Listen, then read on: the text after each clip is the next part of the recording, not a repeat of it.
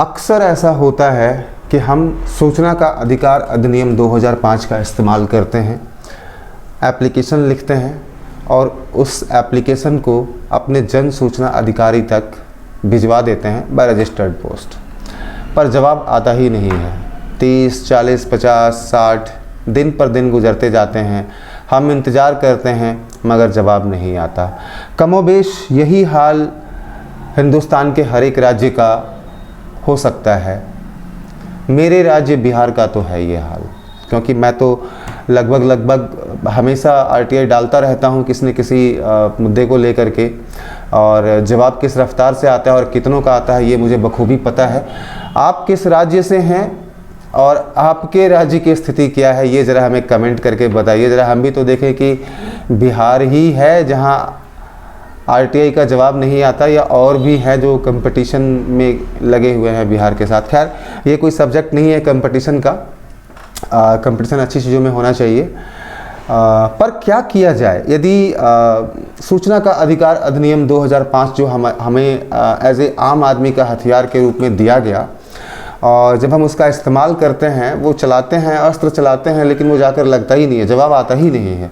तो ऐसी स्थिति में मैंने क्या किया, या ये मान के चलिए कि मुझे जो जवाब आया और मैंने उस जवाब के साथ क्या किया, गलत जवाब आया, गुमराह करने वाला आया, तो कैसे मैं आयोग में मैंने शिकायत की और मुझे उसका डेट मिला सुनवाई का और उसके जजमेंट की पूरी कॉपी, यानी कि आरटीआई आवेदन से लेकर के आयोग की शिकायत और उसके जजमेंट तक की पूरी कहानी आज इस वीडियो में। नमस्कार, मेरा नाम जितेंद्र है और मैं एक आरटीआई एक्टिविस्ट हूं, मैं बिहार से हूं और आप लोगों के लिए ऐसी ही वीडियो बनाता रहता हूं। यदि आपको लगे कि यह वीडियो आपके काम की है, पसंद की है, तो आपसे गुजारिश है इसको लाइक कर दीजिएगा। आपका एक छोटा सा लाइक हमारे मनोबल को बहुत बढ़ाता है और हम ऐसे ही अच्छी वीडियोस लाने की कोशिश करते रहेंगे। आप हमारे चैनल को भी सब्सक्राइब कर लीजिएगा ताकि आने वाली सभी वीडियो की नोटिफिकेशन आप तक पहुंचती रहे। चलते हैं स्क्रीन की तरफ और मैं आपको बताता हूं कि किस तरीके से आप एप्लीकेशन लिखो और मैंने क्या किया और मेरे साथ जो जवाब आया और उस जवाब के बाद मैंने क्या किया, और ये पूरी कहानी जो है मैं आपको दिखाते जा रहा हूँ। इसके अलावा आपको किसी भी तरीके की कोई हेल्प चाहिए आरटीआई से रिलेटेड तो आप मुझे कमेंट करके बता सकते हैं। मैं आपसे वादा करता हूँ मैं यथासंभव आपकी पूरी कोशिश करूँगा। चलते हैं स्क्रीन की तरफ। तो आप ये देख रहे हैं, ये पूरा आपको दिख रहा है, ये जजमेंट की कॉपी है।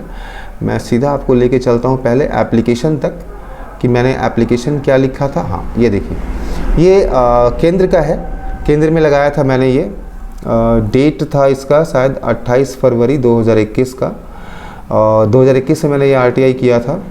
और मैंने कुछ इन्फॉर्मेशन मांगी थी इनसे, ministry of information, sorry department of electronics and information technology से। और क्वेश्चन क्या था मेरा, बहुत स्पेसिफिक था मेरा क्वेश्चन यहाँ पर भी, कि total number of individuals applied for TEC course. CSC apply करने के लिए जो है एक टीईसी कोर्स करवाती है सीएससी, जिसका इस्तेमाल सिर्फ सीएससी के लिए ही होगा, इसके अलावा कहीं होगा ही नहीं। दोस्तों, मेरे इसके पीछे एक रीज़न था, मुझे पूरा अंदेशा है यदि ये आरटीआई का जवाब आया ना तो शायद ये एक अच्छा खासा स्कैम जो है ना निकलेगा ये गवर्नमेंट का। तो मैंने इसके पीछे यही मेरा रीज़न था, क्योंकि एक जो सीएससी जो अप्लाई करता है ना वो कोई शहरी आदमी नहीं होता, गांव का आदमी होता है। और सीएससी इस कोर्स के लिए 1500 रुपये चार्ज करती है एज ए टीईसी कोर्स। और टीईसी कोर्स करने के बाद भी, उसको पास आउट करने के बाद भी इसकी कोई गारंटी नहीं है कि उसको सीएससी अलॉट होगा कि नहीं होगा। आप समझ सकते हैं कितना बड़ा स्कैम है ये। और वो भी जो टीईसी का कोर्स कराते हैं ना, उसका सर्टिफिकेट जो है वो किसी प्राइवेट इंस्टीट्यूट से आता है। तो जब ये गवर्नमेंट की इंस्टीट्यूट है तो गवर्नमेंट सर्टिफिकेट को वैलिडेट करे और कामों के लिए भी ना। अरे भाई, यदि मैंने एमबीबीएस की पढ़ाई की, डिग्री ले ली, तो यदि मुझे आप करने नहीं दोगे काम तो मेरे वो डिग्री किस काम का, मैं कहीं और उस चीज़ को इस्तेमाल कर ही नहीं सकता। तो ऐसा ही कुछ सिनेरियो था। तो मैंने ये लगाया था कि टीईसी कोर्स करने के लिए फाइनेंशियल ईयर 2021 में कितने लोगों ने अप्लाई किया था, कितने लोगों ने टीईसी कोर्स पास किया, कितने लोगों को कितने लोगों ने पास आउट ने VLE के लिए अप्लाई किया था और कितने लोगों का CSE जो है वो अप्रूव्ड हुआ था। तो इस डाटा के अगेंस्ट में, सॉरी, इस आवेदन के अगेंस्ट में जो मेरे पास जवाब आया, वो जवाब कुछ ऐसा था कि, सॉरी, ये तो एक्नॉलेजमेंट है उसका, ठीक है। ये जो है ये गलत PIO के पास चला गया था, तो सेक्शन 6 सब सेक्शन 3 के तहत जो है इसको पहले ट्रांसफ़र किया गया CSE SPB को, और उसके बाद भी जो है वहाँ से कोई जवाब नहीं आया। जब जवाब नहीं आया तो मैंने इनको मेल लिखा कि जो आपका ये रेफरेंस नंबर है RTI का, उसके तहत जो है मुझे कोई भी जवाब नहीं मिला। आप देख सकते हैं, I have not received any reply on this matter and the time limit of 30+5 days is also passed out. Details जो अपीलेट अथॉरिटी की है वो भी मुझे नहीं मिली है, तो कृपया करके आप मुझे फर्स्ट अपील जो अपीलेट अथॉरिटी है उनका डिटेल्स दीजिए ताकि मैं फर्स्ट अपील कर सकूं। तो देखिए वहाँ से जो है ना कैसे टाइम पास करने वाला जवाब आता है, ठीक है। कि नेक्स्ट पेज में बताता हूँ आपको मैं, जो वहाँ से जवाब आता है कि डियर मिस्टर जितेंद्र, ये जो आपका RTI रेफरेंस नंबर है उसके अगेंस्ट में जो आपने 4 क्वेश्चन मांगा है, उसका जवाब ये है कि the information sought by you is denied under section 8 sub section 1 sub section J of right to information act. अब मैं आपको बताता हूँ 81J क्या है। 81J जो है ये व्यक्तिगत जानकारी मांगने का सेक्शन लगा दिया इन्होंने कि मैंने व्यक्तिगत जानकारी मांगी है इनसे, और इसलिए ये जानकारी आपके साथ साझा नहीं की जा सकती, और इसलिए जो है वो केस क्लोज कर दिया इन्होंने अपनी साइड से। मैंने इमीडिएटली इनको मेल लिखा था कि thank you for your prompt response, बहुत ही जल्दी जवाब देने के लिए आपका धन्यवाद। मैं आपसे आग्रह करता हूं कि आप मुझे अपीलीय अधिकारी का नंबर डिटेल्स दीजिए ताकि मैं इसको अपील कर सकूं, क्योंकि मैं आपके जवाब से संतुष्ट नहीं हूं। I am not satisfied with your response. मैंने किसी भी तरीके की कोई व्यक्तिगत जानकारी नहीं मांगी है। I have just asked about the statistics, यानी कि मैंने आपसे संख्या का जानकारी मांगा है कि कितने लोगों ने अप्लाई किया, कितने लोग पास आउट हुए, कितने लोग अप्रूव हुए और कितने लोगों को CSE सेंटर अप्रूव हुआ मिला। मैं तो सिर्फ संख्या मांगा है, तो इसमें व्यक्तिगत जानकारी कहाँ हो गई। मगर उनके साइड से जब कोई भी जवाब नहीं आया तो उसके बाद फिर मैंने पूरा सेक्शन 18 के तहत, मैं आपको बता रहा हूँ, मैंने सेक्शन 19 का इस्तेमाल नहीं किया यहाँ पे क्योंकि उन्होंने जवाब दिया था, मैंने उनसे मांगा। मैं यहाँ पर सीधा जो है सेक्शन 19 का मैंने इस्तेमाल किया।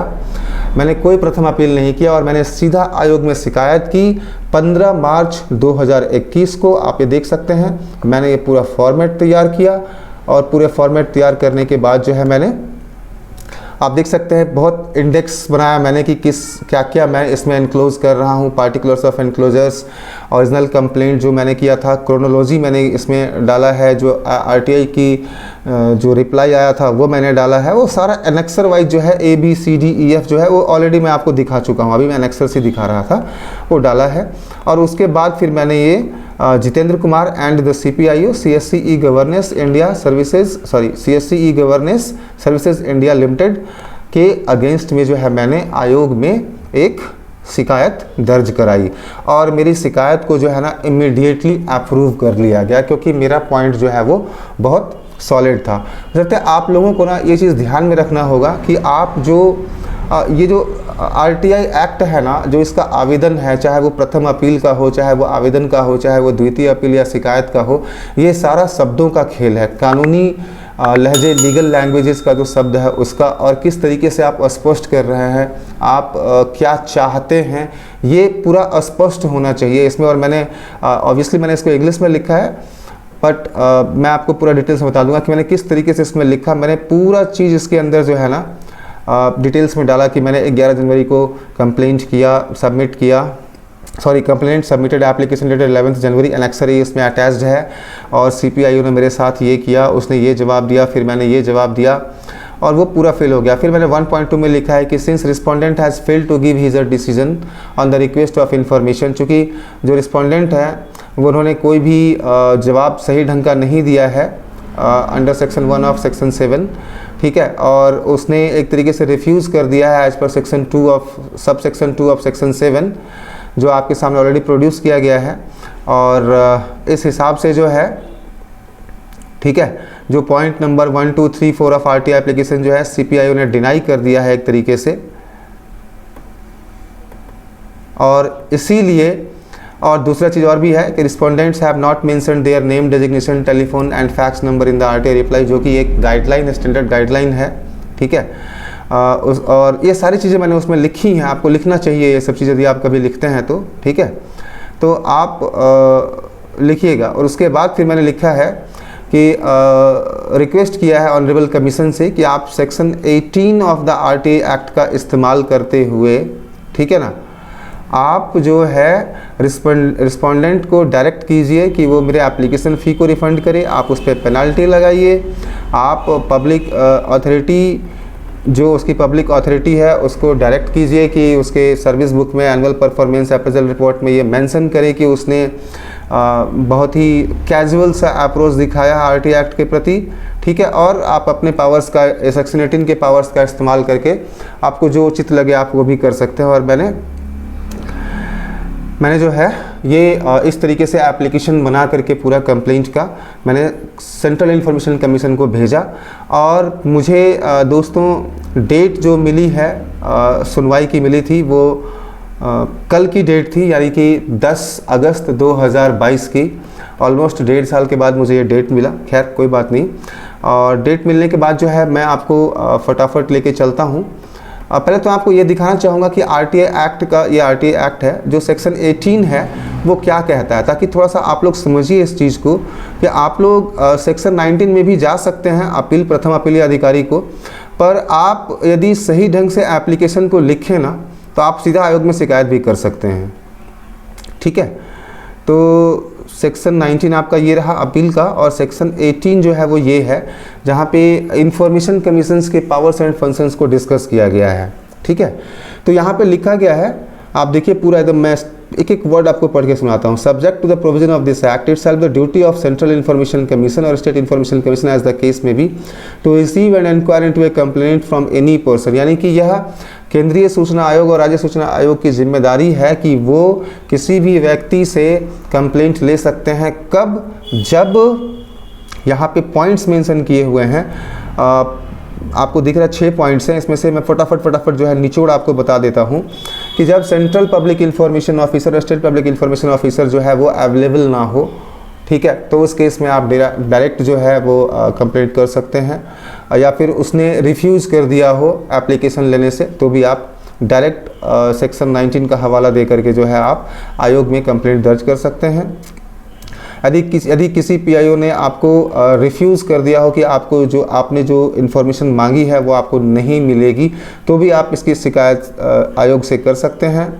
यदि आपको पॉइंट नंबर सी देखिएगा, section 19 subsection C, who has not been given a response to a request for information और access to information within the time limit specified under this act, यानी कि यदि आपको तय सीमा के अंदर जवाब नहीं मिला है तो भी आप सीधा आयोग में शिकायत दर्ज कर सकते हैं। मैं ऐसा इसलिए कह रहा हूं कि जनरली क्या होता है, लोगों को पता ही नहीं होता है कि आपके अपीलीय अधिकारी होते कौन हैं, ठीक है। तो ऐसी स्थिति में आपको ये तो पता है कि आयोग तो राज्य में एक ही है, तो आप भेज दीजिए उसको आयोग में, बशर्ते कि आपका जो लैंग्वेज है वो बहुत सही, सटीक और अच्छा होना चाहिए, स्पष्ट होना चाहिए कि आप कंप्लेंट किस चीज़ की कर रहे हैं, आपकी डिमांड क्या है, आपको वो चीज़ पूरा लिखना होगा। आप सेक्शन डी देखिएगा, सब सेक्शन डी देखिएगा, इसमें लिखा है कि यदि आपसे गलत पैसे की मांग की गई, गलत पैसे का मतलब कि जो 2 रुपीज़ पर पेज का जो एक्स्ट्रा चार्जेस लगता है, यदि डॉक्यूमेंट्स बहुत ज़्यादा हैं तो अब उसमें आपको लगता है कि उसने 20, 25, 50 हज़ार रुपये मांग लिए हैं कि 50 हज़ार रुपये जमा कराइए, फिर आपको जो है वो आरटीआई के तहत जो सूचना मांगी है आपको मिलेगी, तो भी आप इसकी शिकायत जो है वो कर सकते हैं। और यदि आपको ऐसा लगता है सब सेक्शन ई के तहत कि आपको इनकम्प्लीट, मिसलीडिंग या गलत इन्फॉर्मेशन मिली है, तो भी आप सीधा सेक्शन 19 का इस्तेमाल करते हुए आयोग में शिकायत दर्ज कर सकते हैं। और कोई ऐसा मैटर रिक्वेस्टिंग और ऑब्टेनिंग एक्सेस, यदि कुछ आप ऐसा लगता है कि आप किसी चीज़ की रिक्वेस्ट करना चाहते हैं और आपको नहीं मिल रहा है, जैसे आप निरीक्षण करना चाहते हैं किसी चीज़ का या कोई इन्फॉर्मेशन चाहते हैं और वो आपको डिनाई किया जा रहा है या होने नहीं दिया जा रहा है, तो भी आप इसकी शिकायत आयोग में कर सकते हैं। तो मैंने इसी सेक्शन 19 का इस्तेमाल किया, मैंने सीधा आयोग में शिकायत दर्ज कराई। कल मेरी हियरिंग थी और मैं अब आपको दिखाता हूं कि हियरिंग में क्या जजमेंट आया। ये देखिए, ये जजमेंट है, जजमेंट की कॉपी है। जजमेंट की कॉपी में क्या लिखा हुआ है मैं आपको पूरा बताऊंगा कि कल क्या हुआ। वीडियो कॉन्फ्रेंसिंग के थ्रू जो है ये सुनवाई हुई थी हमारी। इसमें रोहित मिश्रा जी रिस्पोंडेंट थे, कंपनी सेक्रेटरी, और सीपीआईओ के रिप्रेजेंटेटिव थे। जो पीआईओ थे वो नहीं आए थे, उनके बदले ये आए थे। जो सूचना मांगी गई थी वो यहाँ पे लिखी हुई है मेरी तरफ से। और ग्राउंड्स फॉर फाइलिंग कंप्लेंट यहाँ पे लिखा गया है। मैंने कंप्लेंट क्यों लिखा, क्योंकि मुझे सेक्शन 8 सब सेक्शन 1 और सब सेक्शन जे का हवाला दे करके जो है मुझे जवाब नहीं दिया गया। अब सेक्शन 8(1) जो है ना, वो ये कहता है कि यदि आपने कोई व्यक्तिगत जानकारी मांगी है इसलिए हम आपको जवाब नहीं देंगे। भाई हमने तो कोई व्यक्तिगत जानकारी मांगी नहीं थी, तो मैंने सीधा इसका जो है वो आयोग में शिकायत किया। और अब यहाँ पे जो है सीपीआईओ के रिप्रेजेंटेटिव ने could not provide any justifiable reason for the delay in providing a reply as well as applicability of section 8(1) of the RTI Act। यानी कि जो सीपीआई के रिप्रेजेंटेटिव थे वो कुछ उनको जस्टिफाइबल रीज़न नहीं बता पाए इंफॉर्मेशन कमिश्नर को कि आपने डिले क्यों किया, और दूसरी चीज़ कि आपने सेक्शन 8(1) का इस्तेमाल कैसे किया, आपने इसको दे करके मना कैसे कर दिया। ऑब्जर्वेशंस क्या था, जो मैडम जो ऑनरेबल इंफॉर्मेशन कमिश्नर थी उन्होंने क्या ऑब्जर्व किया कि CPIO's commission asked the CPIO representative CST to explain the delay in providing a reply when the RTI was transferred on 13th January 2021 under section 6(3) of the RTI Act।